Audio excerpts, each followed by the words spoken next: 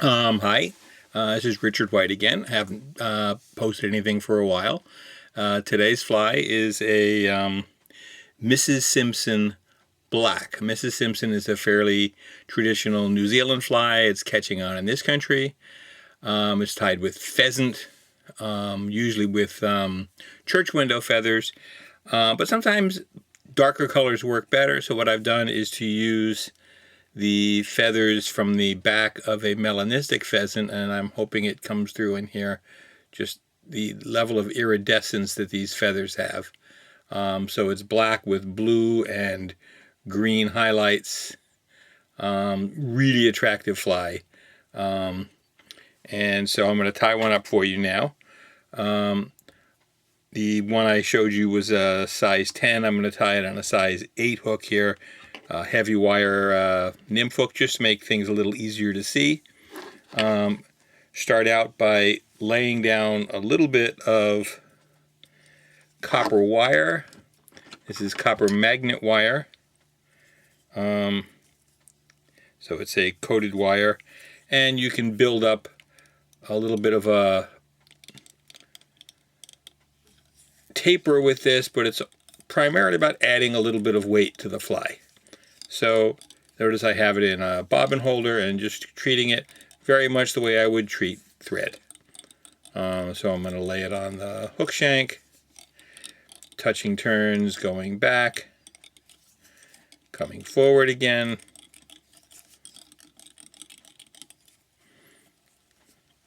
Break off any extra wire, same as you would with any other wire. Do the same at the front.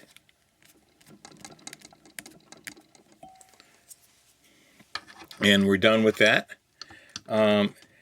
Next, we need our thread, which is, in this case, just a black thread. This is, what, 70 denier. You can use heavier if you like. I find 70 works just fine. I'm going to start in front of the copper, go over it just to keep it from moving around, go back behind it, trim off any extra, same as you would for any other fly. Cover the, mostly, not worry about thoroughly covering the copper wire. Now we're going to tie in the tail. The tail, I'm just going to use a little bit of black fox fur. You could use any soft fur here. I happen to have fox, so I'm using fox. Something like thin raccoon would work just as well. So I'm going to take off one section, hold the tips, and pull out any of the fluff. Now I'm going to want this to hang over the part for the tail a little bit more than the length of the shank of the hook. So then I will, over my trash can, clip off the excess, lay this right on top of the shank, and while holding onto it so it doesn't go anywhere, so it all stays on the top of the shank, bind it down. Alright, so I now have the tail in place. Now,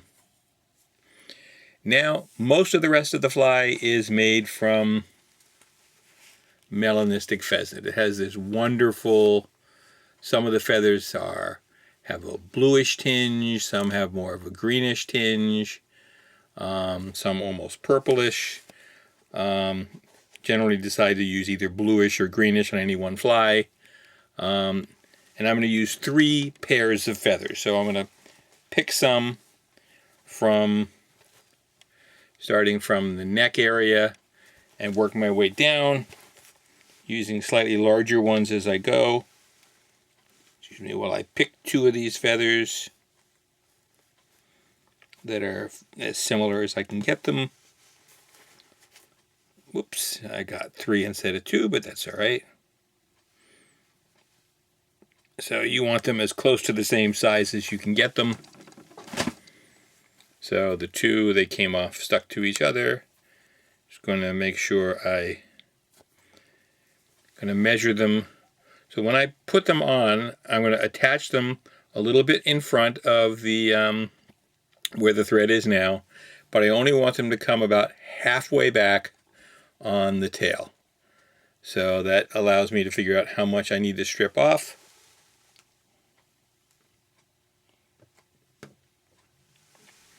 Now, I prefer to put them on one at a time. Some people would put them on at the same time. Purely a matter of choice. So I'm going to lay one on your side. Notice it's going to go about halfway back. And I left enough of the fibers so that I'm actually going to wrap over fibers, not just over the shank of the shaft of the feather. That will kind of make sure that it wraps around the hook shank a little bit more. And then after a couple of turns, I can adjust that so it lines up the way I want it to. And I'm happy with that. So I'll go back, get my feather for the other side. I always start with it a little bit long. A soft turn to capture it. Another turn, then I can pull it in until it matches up with the first feather, and then I'm going to come almost pretty much halfway up the shank, binding all of that down. Then clip off carefully. Notice I always put my finger between my thread and what I'm cutting. Clip off those feathers. So now you can use pretty much whatever you like here in terms of, I'm using here a very fine chenille. You can have little trouble seeing it because it's a red chenille.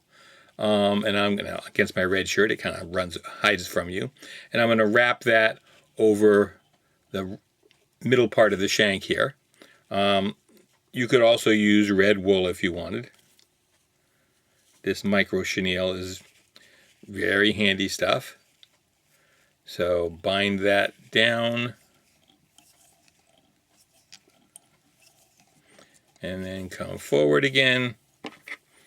Gonna cut off more than enough for the 2 sections I'm going to use, and I'll just clip them out after that. And then I will wrap that chenille going forward till I meet my tying thread.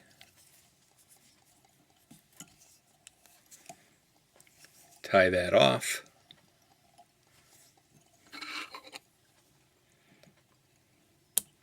And snip. Save that piece because I'll still want to use it. Make sure I carefully bind down any of the chenille so that's completely secure. Now I need another set of feathers. So I'm going to go back to the back. Now I'm going to move a little further down the back, get a slightly larger pair of feathers. Each feather is going to be a little bit larger than the previous as I move forward. So let me find 2 as similar as possible. This time try to make sure I pluck 2, not 3 out. So again, 2 of those feathers, really wanting to get that iridescence. This time the feather is going to run about halfway back on the previous feather. So I will line my 2 feathers up. Oh, I got 3 again. There we go. So I'll line my 2 feathers up to see where I want to strip. Strip both at the same time so that they're as similar as possible. Then again, I will tie on your side first, just so it's a little more obvious. So, and I want it to go about halfway back on the previous feather. So, hold it in place. First 2 turns, very gentle. Then I can tighten down. I like the way that looks. Then I'll put the one on my side. Basically repeat the same steps.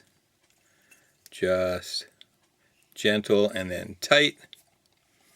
So those hold in place.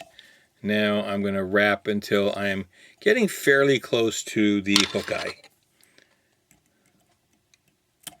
Clip off the shanks. And then I'm going to go back to my red chenille. And you'll see that the chenille even shows through the feather a little bit. So you get a little of that translucence. And that's great. So now, once again, going to bind down the chenille. Come up about a hook eye behind the eye. A few turns of chenille.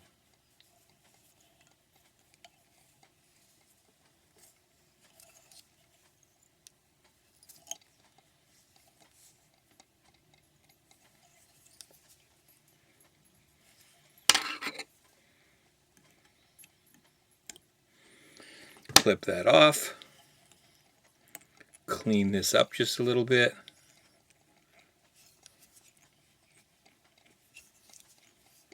And then my final two feathers. And I have two here that are close enough to the same size I can work with them. Again, all with that wonderful iridescence.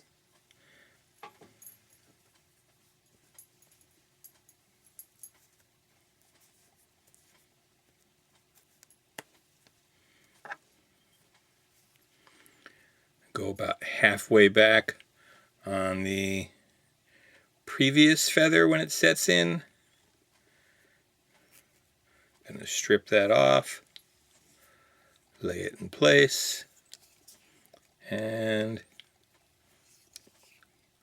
bind it down. One on this side. Again, let me get my measurement. Strip it back.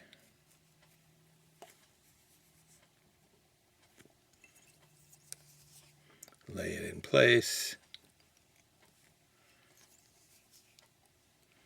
Bind it down.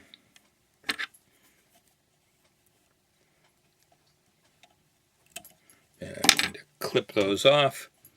And I want to make sure I get these feathers set the way I like them, which means holding them in place with my thumb and fingers and binding over them just a little bit to make sure they sit where I want them.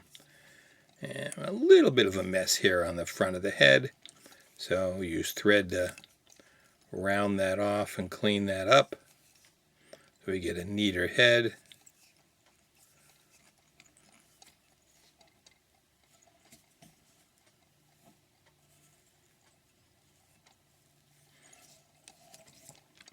And when you're happy with that, fold that feather slightly so it sits back better.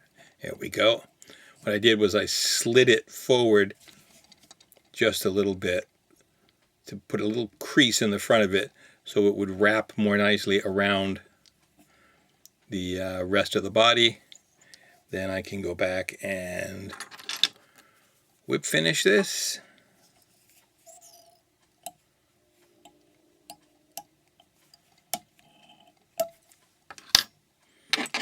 Clip off any excess thread.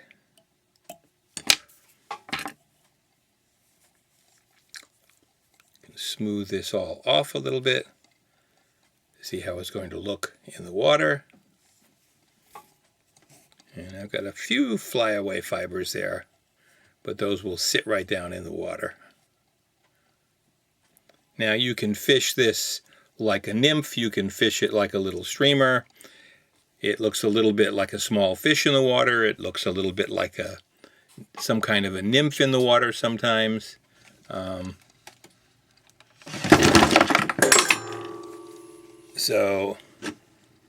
I just knocked my lamp over, trying to give you a better look at the fly. There we go. Now we can see the coloration in the fly a little better. All right, and then I'm going to put some head cement on there, and then we are done.